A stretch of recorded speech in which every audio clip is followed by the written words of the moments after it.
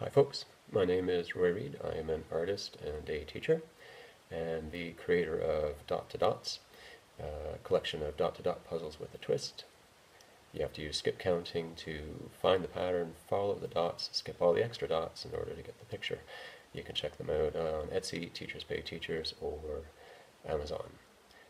I've been doing a lot of clay work over the last few years, and I've decided that I wanted to try my hand at sculpting a bust. To do that, though, I needed an armature, something to mount the head on and still be able to see all sides of the sculpture. So rather than driving 2 hours to an art supply store, I decided maybe I might just try and make my own, and this is the result. So as you can see here, I've got a pipe that will hold up the clay.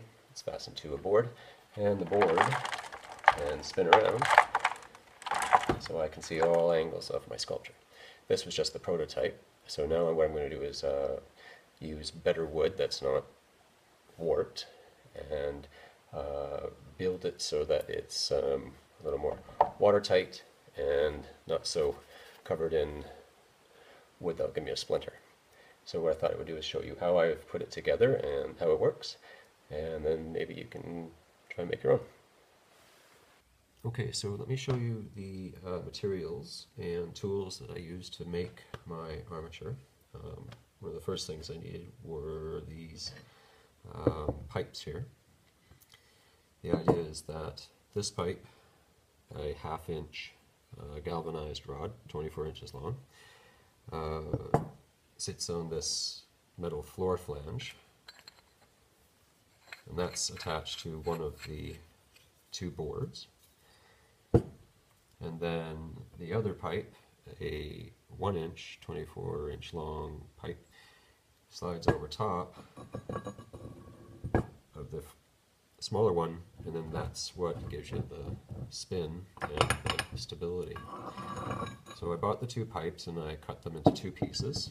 I didn't cut them exactly in half because I wanted the flexibility of having a two different sized figures. This one's more appropriate perhaps for a smaller figure, maybe a child, and this would be more appropriate for a larger adult bust. So I cut them in half just using a hacksaw. It took a little while, that's why I'm not showing you, because you don't need to see that.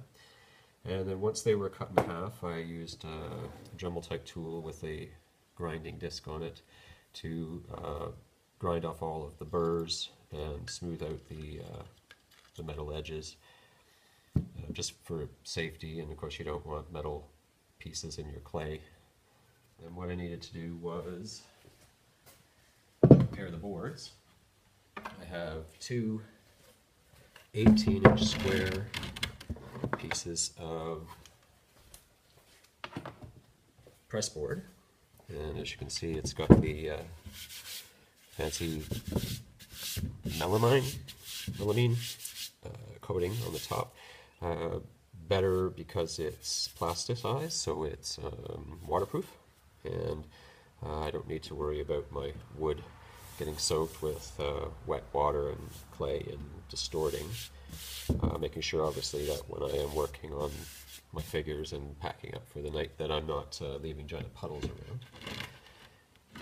So two squares. I chose these dimensions just because I wanted to be able to build out shoulders or something for the figure. You know, you might want something bigger or smaller. I kept them the same size though for stability's sake. I didn't want a smaller one underneath the rotating level, because I didn't want the possibility of it wobbling, not having a wide enough base. To prepare these, I just cut them down and then use sandpaper to smooth out the edges, because the press board obviously gets a little splintery. Now what I have to do is find the center point on each of these boards so that I know where to put my pipes.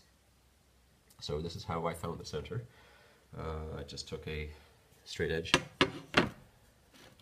lined up the corners,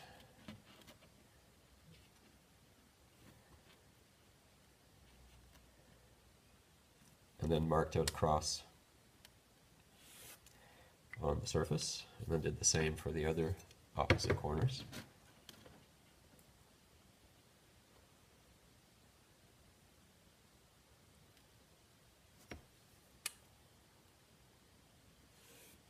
And there's the center of one board, right there.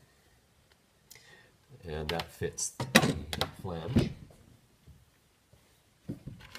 quite nicely because I can see the lines that I drew through the screw holes, and I can line it up perfectly. If I can't see the line through the screw hole, then I'm not center. If each line is exactly in the middle, then I know I'm in the right spot. So there's one board.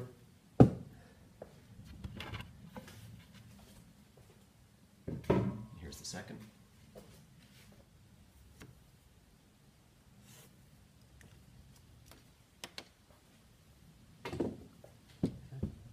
So that's done.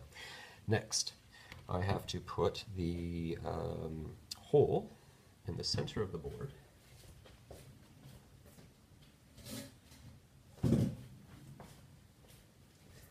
That will allow me to slide the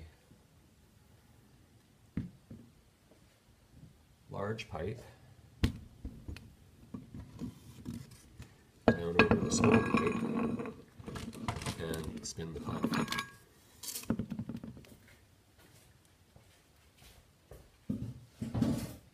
To do that, I'm just using an adjustable drill, a variable speed drill, with the hole drilling bit.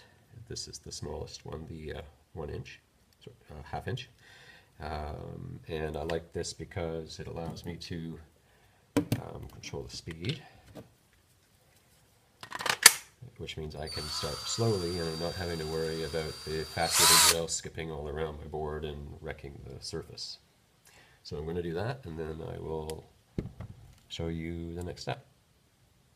Okay, so I've drilled the hole into the center of one of the boards. I use the hole drill bit that takes a core out.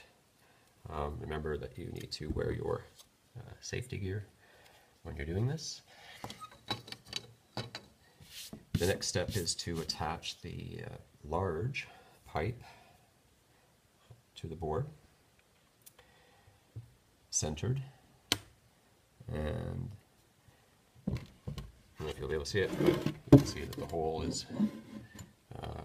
going to go pass through the center of the large pipe, and that'll allow the half-inch pipe to slide up through and give it the flexibility to spin. You don't need to watch me screwing in a bunch of stuff, but that's the next step. Okay, so I've attached the wider pipe to the flange to the board. Again, I use the lines that I drawn on with the straight edge from corner to corner to help me line up the 4 holes on the floor flange. And just so you know, I'm using half-inch screws. These are number 8s, and this is a half-inch panel. And you would think that that wouldn't be a good idea because you'd be afraid the screw would go through the other side, but the flange lifts the screw up a little bit off of the surface of the board, so it won't poke through the bottom. When you're buying your supplies, make sure you've got screws that are the appropriate size for the board you're using. So that's the top panel, the one that spins. Now I need the base, but the base is a bit different. I haven't shown you the part that makes it spin.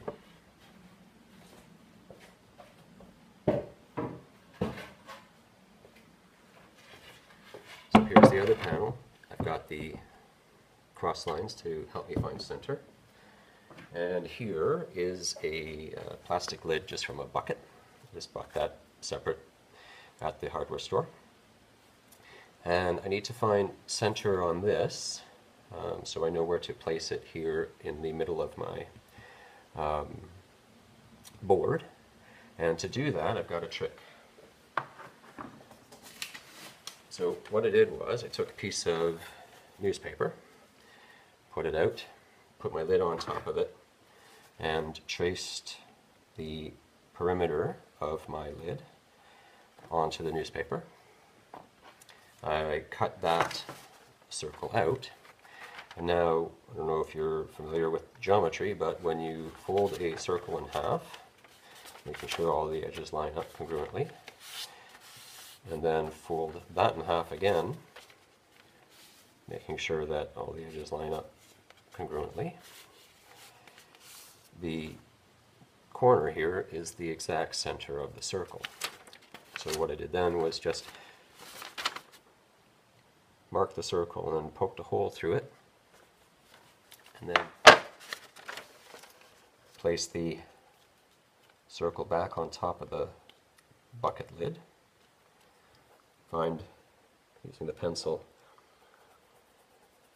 and marking in the center where the middle of the bucket lid is. Then I took a smaller screw, placed that into the mark I made with the pencil, and screwed that in to pierce the bucket. And then I attached the bucket to that cross part using this small screw.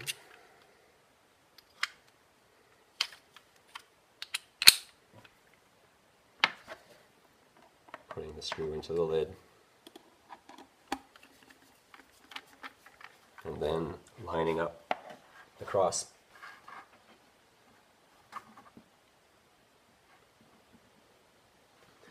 And then drilling in to the board to attach the bucket. Okay, that's done. Now I have to use the smaller flange, and to do this I'm actually going to attach the flange without the pipe. Because I'm dealing with such a small little area, I can actually eyeball where the center is. I can find the center of the hole in the flange and make sure that the screw that I've put in is right smack dab in the middle. And now I can attach the flange with more screws, attaching it to the board.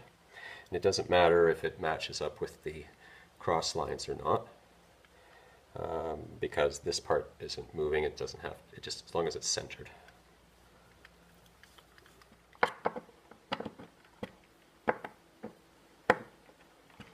Okay, so everything's screwed in. It's steady. I'll attach the pipe to the flange.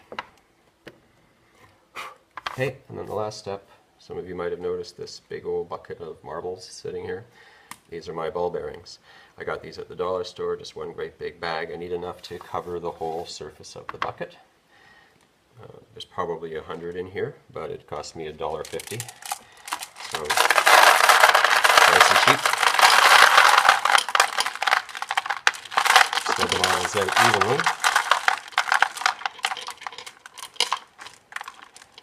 And the idea is that the marbles will roll as the top board rotates over the bottom board. Slide the hole down over, and voila. It's a little rattly, but I mean, when I'm sculpting, I'm not going to be doing this constantly. Just a quick turn, and then sculpt, and turn again, and sculpt. Anyway, so there's my armature turntable. On the whole, the board cost me $11 for a giant sheet. The pipes were $4, $5 each. The flanges were a couple of bucks. The marbles were a few bucks. So I think under $40 I was able to make this turntable. I don't know what it would cost to buy one professionally made for me, but as I said, I didn't want to drive 2 hours to the big city in order to get it. That's, you know, $40 in gas going there and back.